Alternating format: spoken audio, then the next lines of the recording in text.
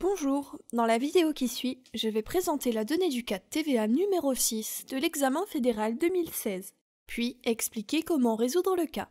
Lors de l'examen, le temps à disposition pour résoudre le cas est de 14 à 15 minutes. Il s'agit, lors de la résolution de ce cas, de résoudre un problème de double affectation TVA. Ce cas concerne les années 2015 et 2016. Par conséquent, il ne faut pas oublier que les taux TVA appliqués durant ces 2 années étaient différentes des taux de TVA qui sont en vigueur à ce jour. La donnée du cas est la suivante. Cas numéro 6.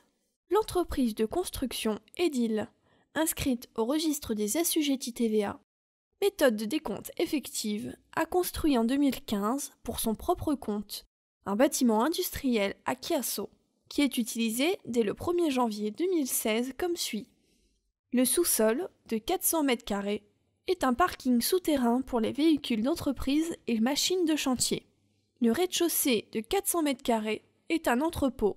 Le premier étage, de 200 m², contient des bureaux, direction technique, administration, et 200 m² pour 5 appartements pour le personnel loué à ses employés.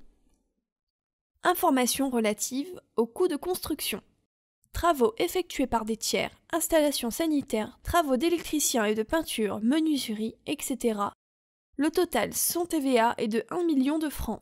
Propres aux travaux correspondant à la valeur qui aurait été convenue entre des tiers indépendants sans TVA, la valeur est de 500 000 francs, lesquels comprennent les coûts des matières sans TVA de 150 000 francs et les frais de personnel de 160 000 francs. Le nettoyage final du premier étage effectué par l'entreprise de nettoyage Clinessa 6 à Varèse n'est pas inscrite dans le registre des assujettis TVA. Ces prestations ne sont pas soumises à l'impôt sur les importations. Le montant est de 8 000 francs. Durant le mois de mars 2016, dans le cadre des travaux de bouclement de la comptabilité, il a été constaté que dans les 4 décomptes trimestriels de la période fiscale 2015, Edil SA a déduit, en relation avec la construction de son bâtiment industriel, la totalité de l'impôt préalable sur les prestations effectuées par des tiers de 80 000 francs, ainsi que sur le coût des matières de 12 000 francs. Edil SA n'a déclaré aucune opération relative à cette construction.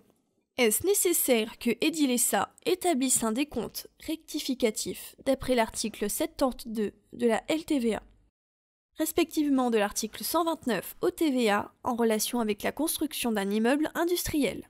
Veuillez répondre par oui ou non. La réponse est oui. Il s'agit d'établir un décompte rectificatif pour l'année 2015. La raison en est que 5 appartements situés au premier étage du bâtiment sont loués aux employés. Ces locations représentent des chiffres d'affaires exclus qui n'autorisent pas la déduction de l'impôt préalable. Afin d'établir le décompte rectificatif, il s'agit de procéder méthodiquement. Premièrement, il s'agit d'identifier l'impôt préalable qui a été récupéré sur les acquisitions. L'impôt sur les acquisitions est de 640 francs. Ce montant de 640 francs se calcule sur la prestation de nettoyage de Clinessa d'un montant de 8 000 francs hors TVA. Étant donné que la TVA n'a pas été acquittée auprès de l'administration fédérale des douanes, lors du passage en douane et de l'importation du matériel de nettoyage, il s'agissait pour Edil SA de régulariser la TVA sur cette livraison en la déclarant comme acquisition dans son décompte TVA. Simultanément, dans le même décompte TVA, l'impôt préalable est de 640 francs. Dans le même décompte TVA, l'impôt préalable de 640 francs a été récupéré par la société Edil SA.